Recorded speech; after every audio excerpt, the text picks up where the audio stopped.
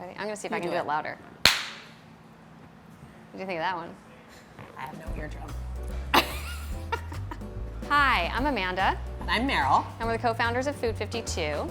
We have recently launched our own line of products. The products themselves are not made yet, and that's because you have been helping us make them and design them. You have told us what you think the perfect wooden cutting board looks like and feels like. You've told us what you like in a kitchen mat.